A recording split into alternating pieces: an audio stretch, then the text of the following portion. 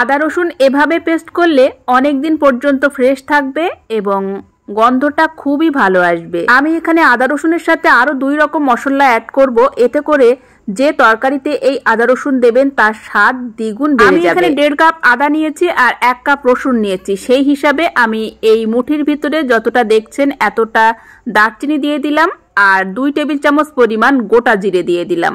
আদা রসুনের সাথে এই 2 রকম মশলা অ্যাড করে তারপরে আদা রসুনটা পেস্ট করে দেখবেন আদা রসুনের গন্ধটা কতটা ভালো আসে। এই আদা রসুন বাটাটা আপনি যে কোনো রান্নায় দিয়ে দেখবেন রান্নার স্বাদটা কতটা বেড়ে যায়। আর শুরু থেকে আমি আদা রসুনটাকে এভাবে পেস্ট করি, আমার কাছে ভীষণ ভালো লাগে, তাই আমি আপনাদের সাথে শেয়ার করলাম। আর আদা রসুন পেস্ট করার সময় কখনোই জল দেবেন না, দিয়ে দেবেন অল্প একটু রিফাইন তেল আর সামান্য একটু লবণ, এতে করে কালারটা একদম যথাযথ থাকবে। আপনি যতদিন ফ্রিজে রাখুন না কেন আদা রসুনের কালারটা কিন্তু কালচে হয়ে যাবে না। আর যেহেতু আমি এখানে 1 ফোঁটা জল দিইনি, আমি রিফাইন তেল দিয়ে এই আদা রসুনটাকে পেস্ট করে নিয়েছি, তাই অনেক দিন পর্যন্ত ভালো থাকবে। আমি এখানে একটা আইস কিউব মোলের ভিতরে আদা রসুনটাকে এভাবে দিয়ে দিচ্ছি, এরপর কিছুক্ষণ আমি ডিপ ফ্রিজে রেখে দেবো।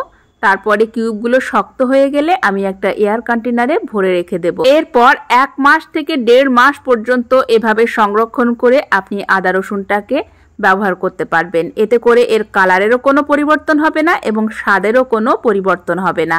আশা করি আদা রসুন বাটার এই নতুন পদ্ধতিটি আপনাদের সবার ভালো লেগেছে।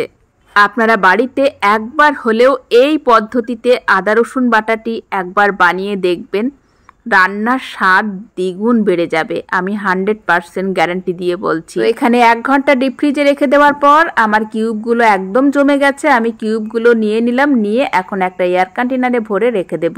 আর আপনারা এরকম আরো নতুন নতুন রেসিপি কিংবা টিপস পেতে চাইলে আমার চ্যানেলটিকে সাবস্ক্রাইব করে রাখুন আর অবশ্যই আমার পেজটাকে ফলো দিয়ে রাখুন। ধন্যবাদ।